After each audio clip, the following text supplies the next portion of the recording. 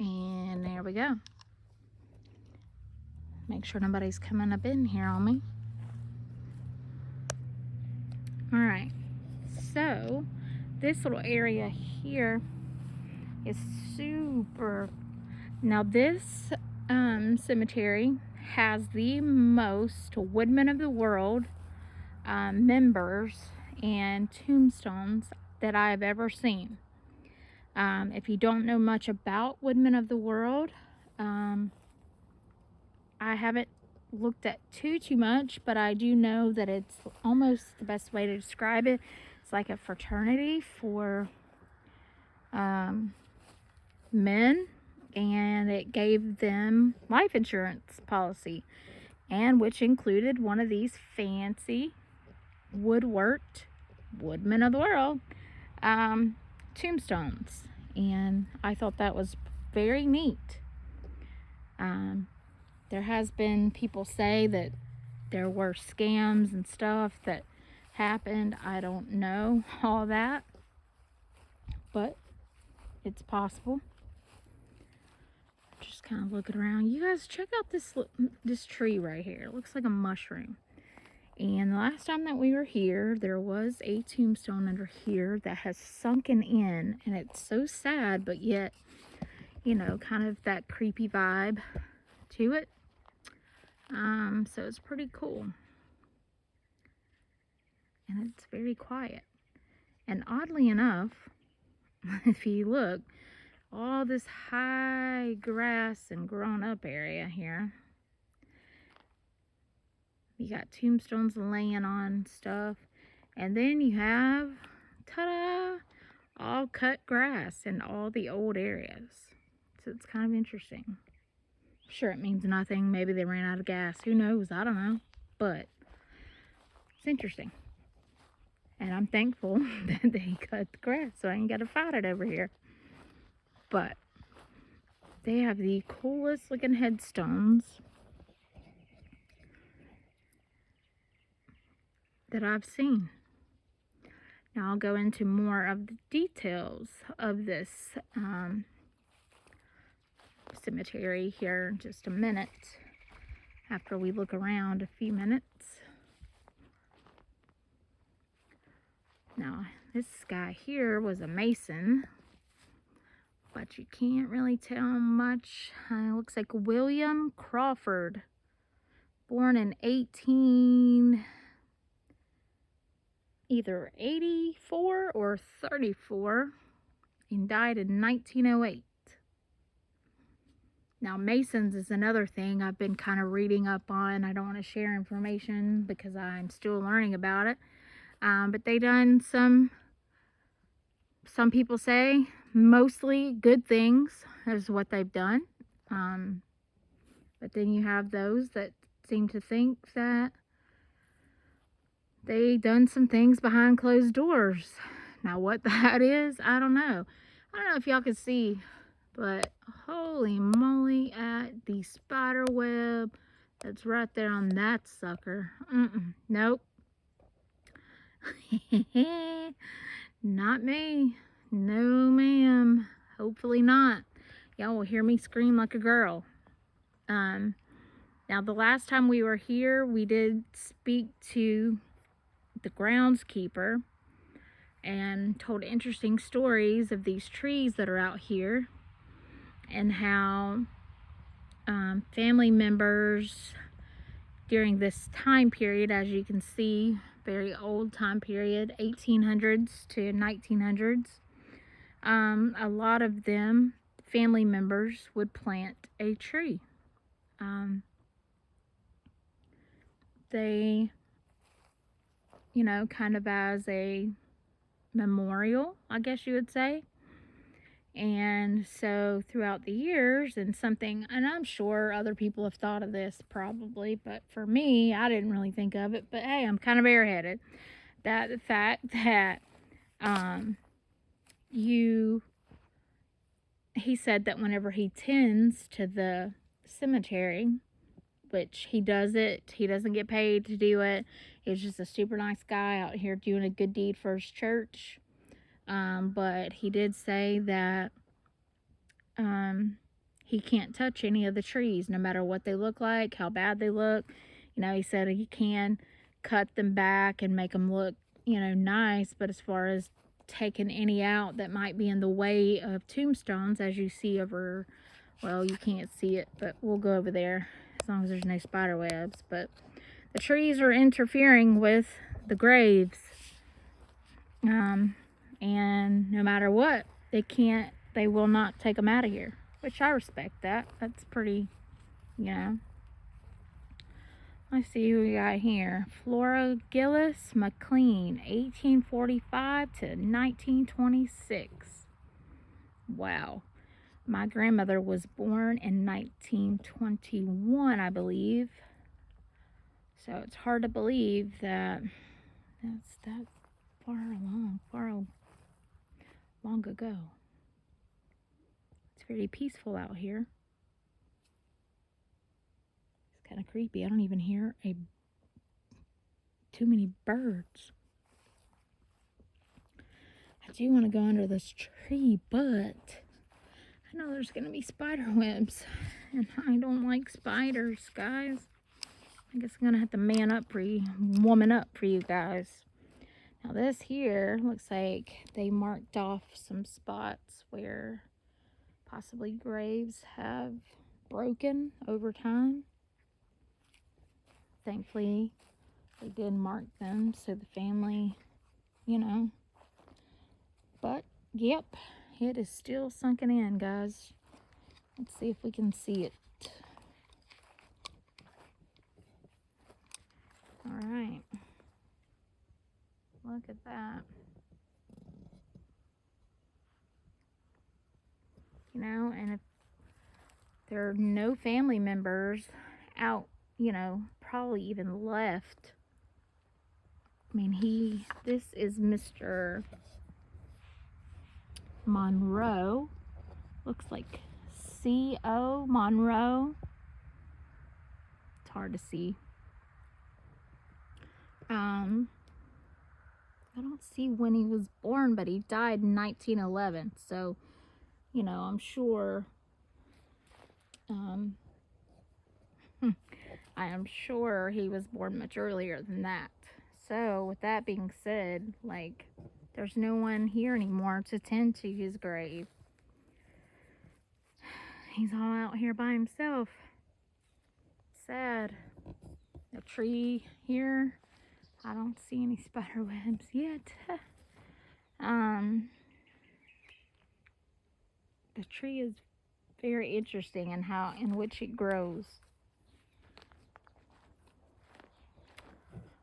So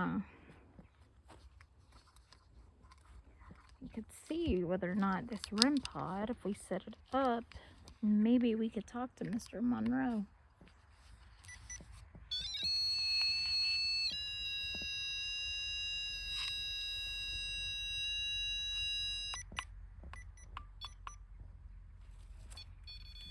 Make sure nobody's coming.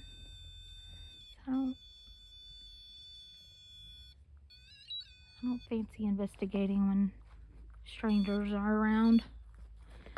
Not that I'm like embarrassed, it's just kind of strange and awkward. Alright. This REM pod is going a little. There we go. Alright. As you can see, that's what happens when you get close.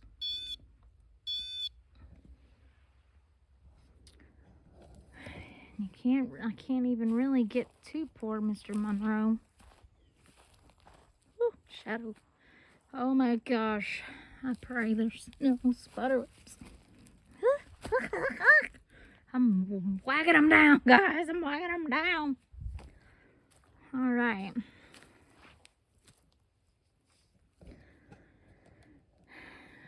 So, Mr. Monroe, I'm here visiting. My name is Casey, and I am visiting from Milton, Florida.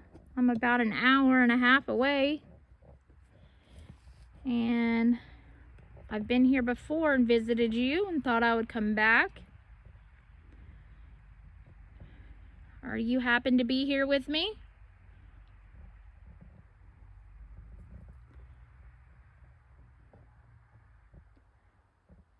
It'd be nice to talk with you. I'm not here to hurt you in any way. Just here to visit and talk with you as though I'm family. It says you passed away in Freeport, Florida.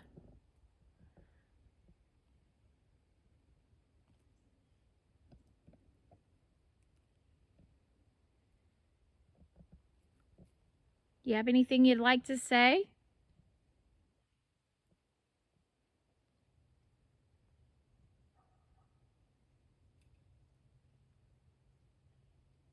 Something's in this tree. You can hear it. I have a device set up down here on the ground beside you. If you'd like to talk to me, you can easily touch that little red button that you see lit up there, and I can communicate with you that way. Do you get lots of visitors here?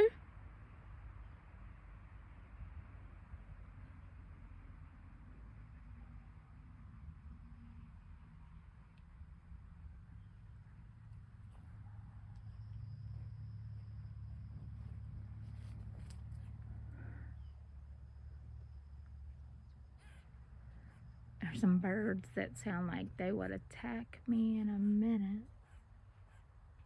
Back that away. Or squirrels.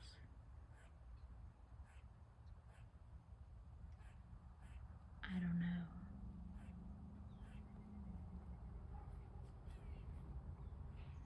Bird. Thinking of birds. Mr. Monroe, I hear you were I read up on some history with you before, and it seems like you were a pretty big guy in your city. You done lots of good things for your city?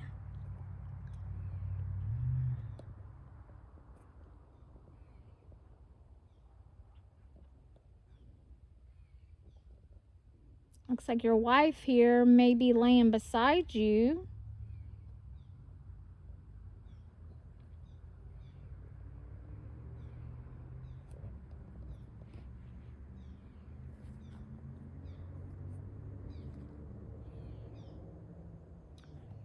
All right, well, I'm gonna move along. It was nice seeing you again. I wish they would really fix your tombstone here, your where you're buried. But I guess that's not gonna happen. I'm so sorry.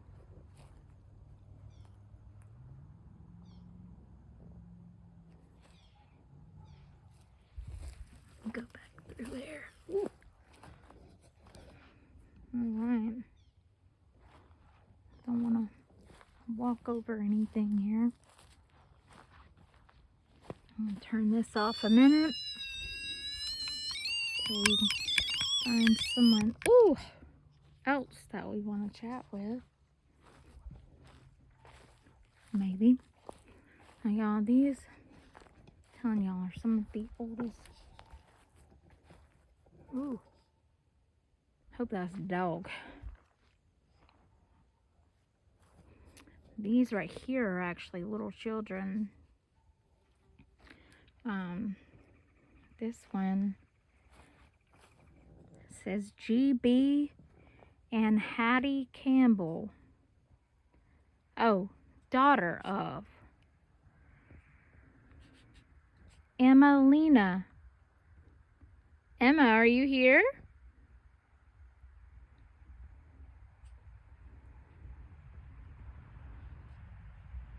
So sad that you were taken away at 3 years old. I'm sure your parents miss you very much. You had nice tombstones at one time, nice little lambs.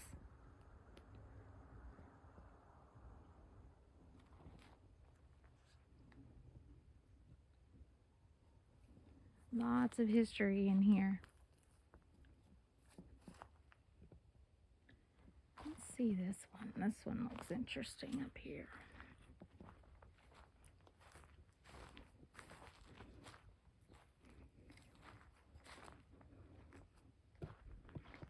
This one seems like a big guy. This one is also a woodman of the world. However, I don't know, maybe policies were different and you had some that you paid more to get more. I'm not sure. But this one does not look like the wood carved ones like the others, but it does say Woodman of the World up there. And this is Labrin Flournoy. June 3rd, 1867, passed away in 1900. The Puniac Springs, Florida, and I can't read the rest, but y'all, this is a big, I mean, it's, of course, I'm 5 foot and it doesn't take much to, much to be taller than me, but that is a big mamma jamma. Yep, big mamma jamma. They have nice little flowers, wildflowers growing around here. It's starting to get dark, and you guys, when they say valley, there is a reason why. The last time I came here, I'm telling you, it got cold, and I don't know if it's just the spirits that make it this way, or if it's because there's a big dip down there. What was that?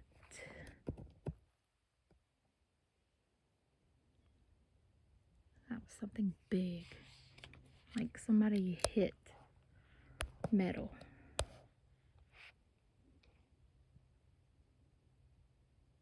No, somebody's out there.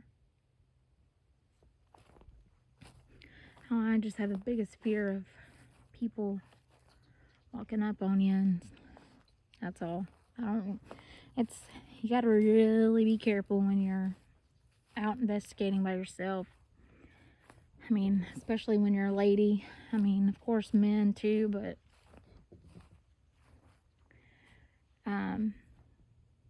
now there's a mason right here. The gentleman that we spoke to did tell us that there's probably graves on top of graves in here in this cemetery, which is saddening. So this one is 1830 to 1908. Can't read it. Neil McKinnon, maybe? Neil McKinnon. And his wife of Neil McKinnon, but I can't read her name. Lots of masons and woodmen of the world guys in here.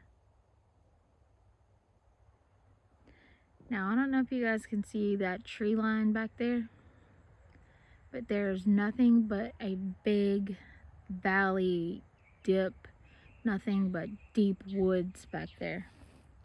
I say that because I've been there, and I'm going to explain the story here in just a minute and let you guys see something that's interesting.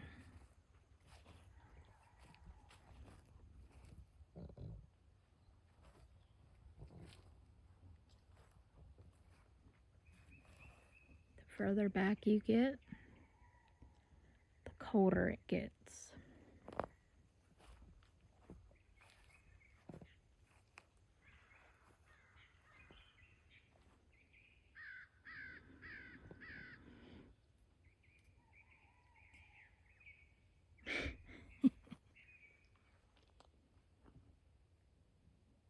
Be quiet for just a minute.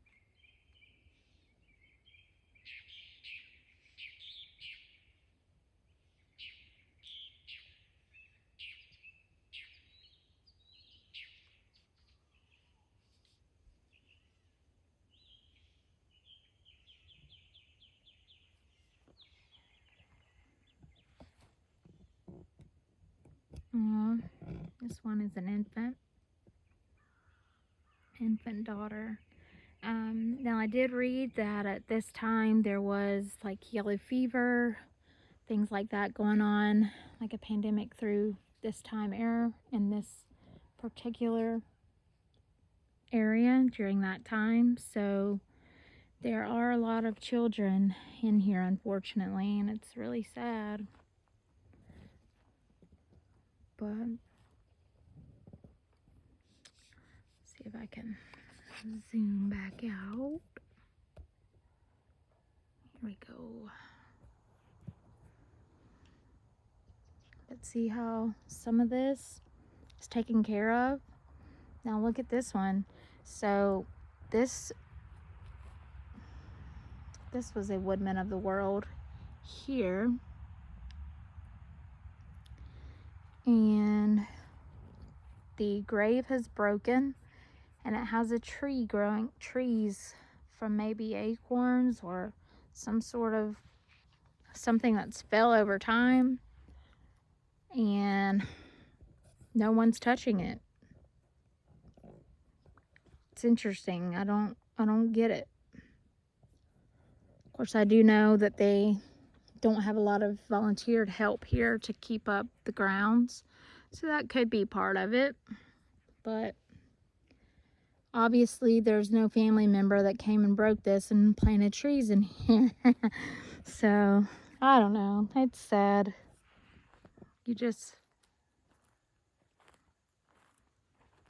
Unfortunately, that's just what happens to graveyards over time, especially the older ones. There was an old Presbyterian church here. I want to say it may have burned down, and they rebuilt the new one, or the newer one that is back over there in a little bit.